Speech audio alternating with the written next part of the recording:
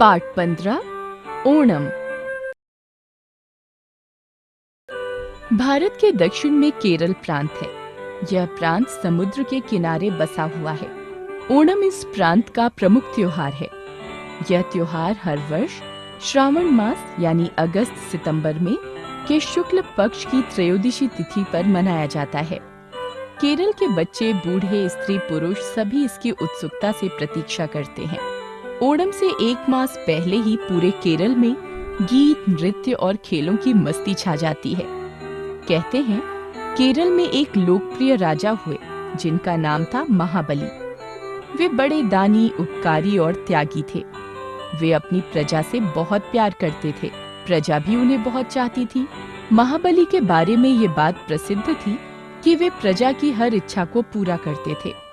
उनसे बड़ा कोई नहीं था, इसलिए केरल के सब लोग दिल खोलकर उनकी प्रशंसा करते थे। देवताओं के राजा इंद्र को डर लगा कि कहीं महाबली उनका आसन न छीन ले। उन्होंने विष्णु को वामन यानी बौने के रूप में राजा महाबली के पास भेजा। उन दिनों महाबली एक विशाल यज्ञ करवा रहे थे।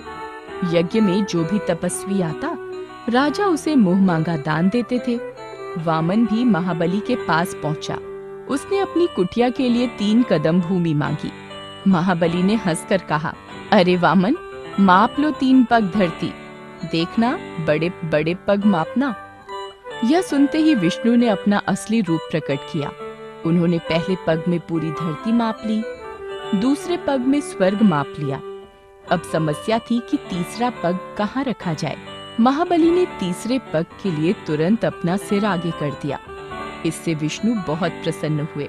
उन्होंने महाबली को पाताल भेज दिया और एक वर मांगने को कहा। महाबली ने विष्णु से कहा, मुझे अपनी प्रजा से बहुत प्यार है। कृपया वर्ष में एक दिन मुझे अपनी प्रजा से मिलने का अवसर अवश्य दें। विष्णु ने प्रसन्नता से उन्हें ये अनुमति दे दी। कहते हैं ओणम के दिन राजा महाबली अपनी प्रजा से मिलने केरल में आते हैं। इसी खुशी में केरल के बच्चे, बूढ़े, स्त्री, पुरुष आनंद उत्सव मनाते हैं। नई फसल के तैयार होने की उमंग भी इसमें जुड़ी होती है। ओणम मनाने के कई रूप हैं। लोग महाबली के स्वागत में अपने अपने घरों की सफाई करते हैं और उन्हें सजाते हैं। महिलाएं अपने घरों के आगे रंगोली सजाती हैं।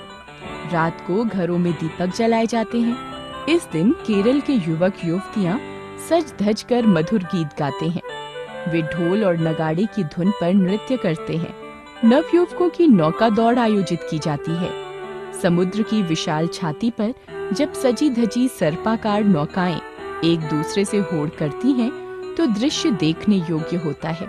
इस दौड़ को देखने के लिए केरलवासी ही नहीं, अपितु अन्य प्रांतों के लोग भी उत्साह से आते हैं।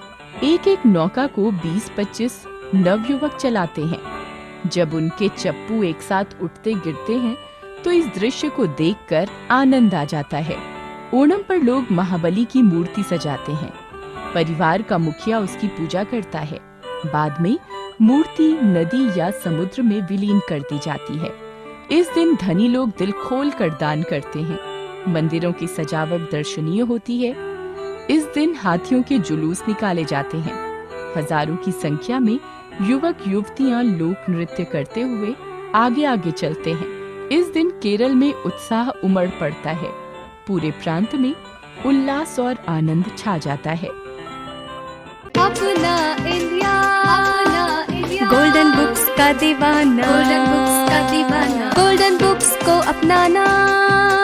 अपना इंडिया, बुक्स का दीवाना, गोल्डन बुक्स का दीवाना।